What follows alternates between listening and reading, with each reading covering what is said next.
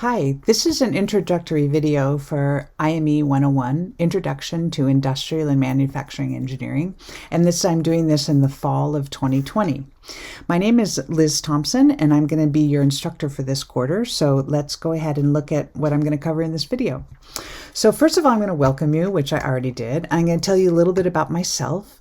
I'm going to address this crazy year we're in, 2020. I'm going to talk about the course, which will include expectations, grading and due dates, organization, and then importantly, how to contact me. So a little bit about me. My name is Liz Thompson. I've also been going by Liz Schlemer for the last 20 years or so, and I'm changing my name back to Liz Thompson. So if you hear either of those names, it belongs to me. I prefer to be called Liz, and my preferred pronouns are she, her, hers. So first of all, I have a really deep connection to Cal Poly. I went here as an undergrad from 1976 to 1981. Yes, it took me 5 years. My children went. Two of my three daughters went to Cal Poly. One was an industrial engineer. The other was majored in psychology, but she also was on the Cal Poly basketball team. And it's just been a big part of my life. I've been teaching here for quite a long time, since 1993.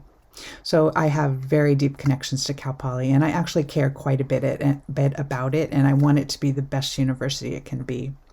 One of the other things that I'm really involved in is I'm Engineers Without Borders, which is what EWB stands for, advisor. And that's a really important club to me because all of the students in that club are very curious about our place in the world and how to manage the privilege we've been given here in the U.S. Or received in the U.S. and also how to actually live in a world respecting differences. So I really enjoy that group. So if you're interested in Engineers Without Borders, I would be glad to talk about it. So last year I spent last academic year at Cal State LA, and it's a very different university. It's a commuter school. It's in the midst of an urban center right near downtown LA, and it it's called a Hispanic Serving Institution. It's about 75% Latinx students and about 5% white students. So it's a very different demographic, and I just enjoyed it so much there. I learned so much about different institutions, and I'm hoping that much of what I've learned I'm going to bring back to Cal Poly, and so that's a real exciting thing for me. Myself, I'm very interested in social justice and the relationship between power differentials and inequity. So I do a lot of thinking about that, and I'm trying to bring that into all the work that I do. So it's really the orientation of my life. I am also an engineering researcher, and that engineering education researcher, and that's really the things that I research and publish on. One of the things I'm interested in is structural changes, because I believe that structure dictates behavior. So if we could put together structural differences that help people to learn, I think that makes a big difference.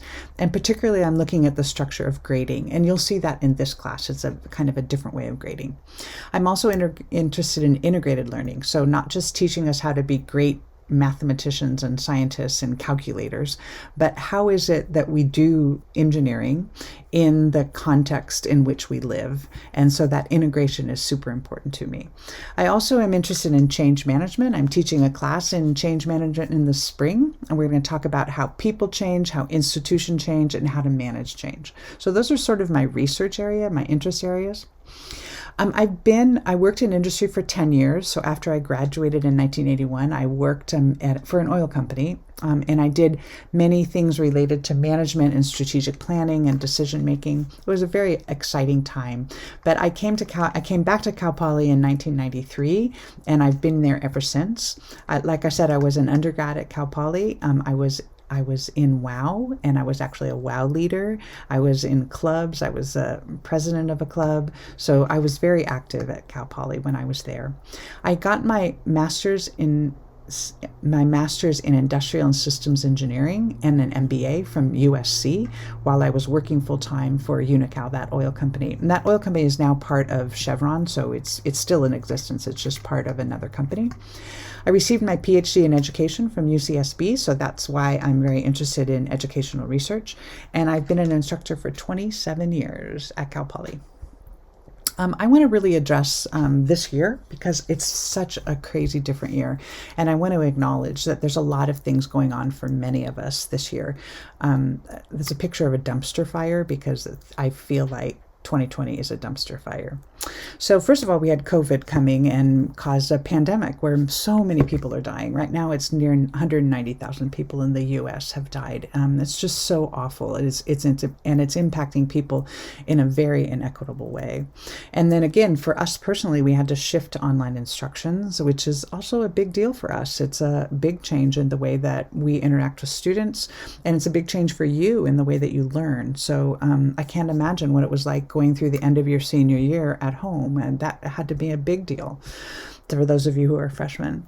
There's a lot of economic uncertainty. Many people lost their jobs, and it's impacted people differentially. So like people who are professional and can work from home are able to keep their jobs, but people in the service industries have been affected quite a bit. And then George Floyd's murder, and then Black Lives Matter protests, and then multiple other murders. I can't even say all their names, even though I should be able to. It's just so awful. And I really believe that we need to re-examine systemic racism and who we are in the world. California wildfires, right now as I'm recording this, it's just completely smoky out. And that is something that addresses climate change, and it actually makes us feel kind of crummy with the bad air quality. I also want to recognize there's a presidential election coming up on November 3rd. It will be right in the 8th week of our quarter, and that's actually something big that's going to be happening. And I think we need to remember that and have space for that in our lives. And there also could be other things that happen. So I just want to recognize this is a very crazy year, and to have grace for each other as we maneuver this. So in the course, I have particular expectations. I want to talk about grading and due dates, organization, and how to contact me.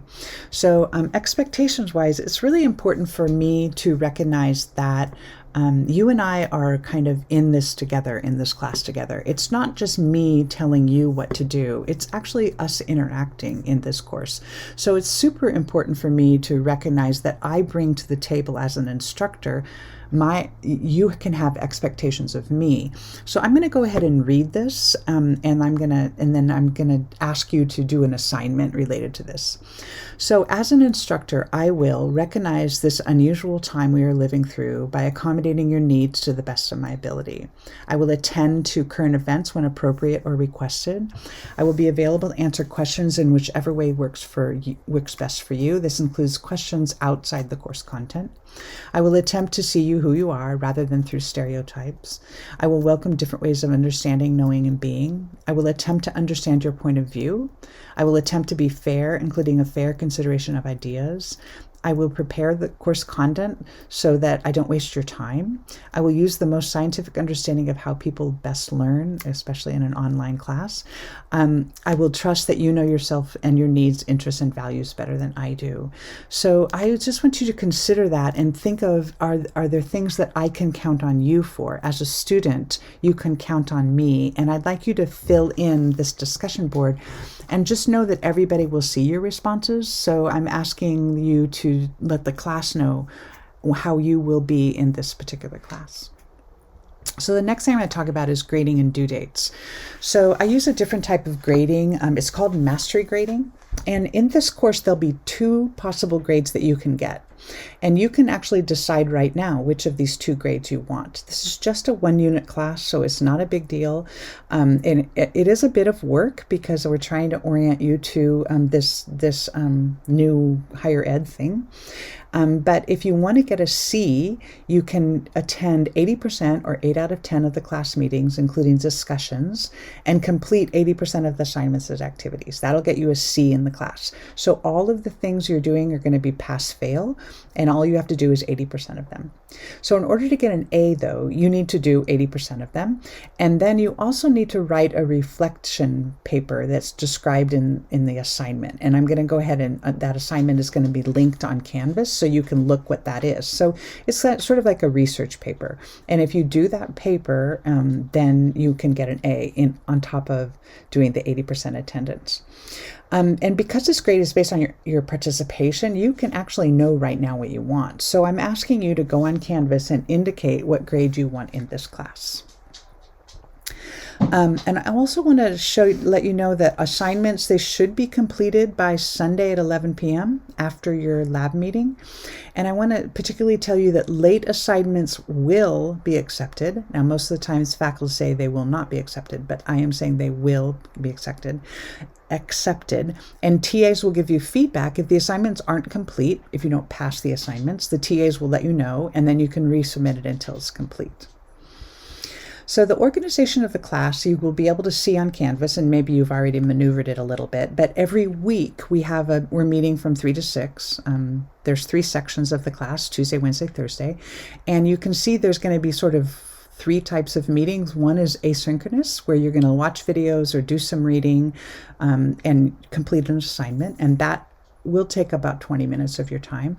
Then there'll be a time that it's going to be about 45 minutes where we're going to be synchronous with the whole class. And that's because I have some guest speakers coming in to talk about university services. I also have alumni coming in and talking to us about their jobs. We're going to have a little break, and then we're going to have discussion groups. And this is a little tricky, but what I'm going to be doing is there's going to be 2 45-minute periods. In one of those, Group A, or one group, is going to have a discussion, and all the other groups are going to be working on Excel or the assignments from the content introduction.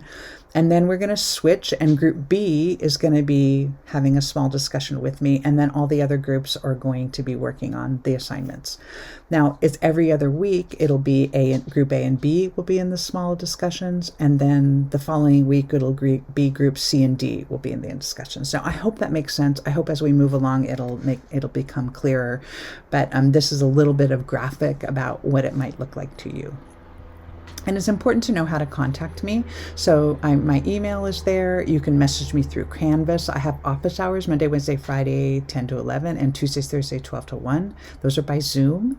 I can also make an appointment for a Zoom meeting. You can text me on my cell phone, or you can call me. So there should be a million ways to contact me. And I'm just really hoping that you do, because it's a little bit different when we're online, and I just hope that you'll be able to contact me.